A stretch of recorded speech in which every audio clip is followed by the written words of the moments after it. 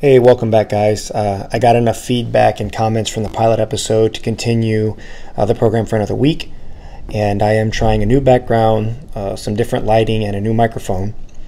And so I'm just going to dive right into this segment today. I am a Christian apologist, and that doesn't mean that I apologize for Christianity.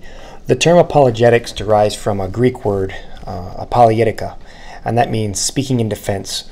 The full definition is reasoned arguments or writings in justification of something, typically a theory or religious doctrine.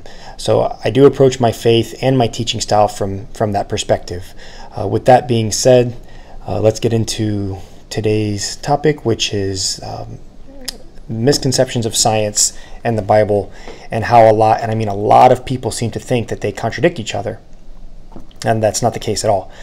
What does happen is the natural sciences produce new or revised theories constantly, okay, that they think disprove the Bible, but then Scripture ends up being the factual conclusion, and it is undefeated to date, and I'll get into a lot of examples of that as the weeks go on. There's a quote that is tied to directly to what I'm talking about, and it also coincidentally sums up my journey back to the faith. It's from a world-renowned agnostic astronomer and planetary physicist named Robert Jastrow. If you're in the sciences, you know who he is. He used to roll in the same circles with Einstein and those guys. He said this quote in a concession speech to George Lemaitre concerning the old belief of a solid-state universe versus Lemaitre, a Christian scientist, actually he was a priest, his Big Bang theory. And the quote goes as such: "For the scientist who has lived by his faith in the power of reason, the story ends like a bad dream. He has scaled the mountains of ignorance. He is about to conquer the highest peak, and as he pulls himself over that final rock, he is greeted by a band of theologians who have been sitting there for centuries." Okay, so what does he mean by this? Well, for years, astronomers and other scientists of the field, including Einstein, believed in an eternal, infinite, solid-state universe. They believe it always existed. Okay, it was the accepted law for a very many number of years. Then Lemaitre turned the scientific community on its head, basically, with the Big Bang theory, because it proved the universe had a beginning.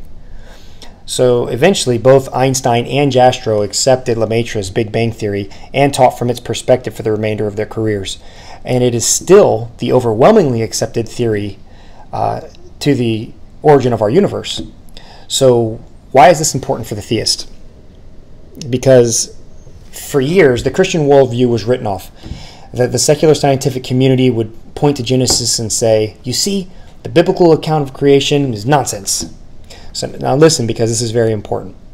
The first sentence proves the natural sciences and Scripture not coincide. The first sentence in the Bible, okay? What are the first words in the Bible? In the beginning, right? Right? That's powerful stuff, because it proves this 4,200-year-old book was right all along. And one of the main reasons it took so many years for the Big Bang theory to be accepted as the dominant theory was because it coincided with Scripture, that the universe had a beginning. So I have literally 100 examples of this, and I plan to get into each and every one of them as the weeks go on. Jastrow ended up writing a book later called God and the Astronomers. Check it out, because if you guys really want to know, if you're going to believe in something, you have to know. So if you want to believe in science, at least study the natural sciences to know end where you can know everything about it. If you're going to be a Christian, then you need to be studying everything you know about that, because eternity is based on that. But anyways, that's our time today. I really appreciate it. If you like what you heard, please like, share, subscribe, and I'll pick up the discussion next week. And until next time.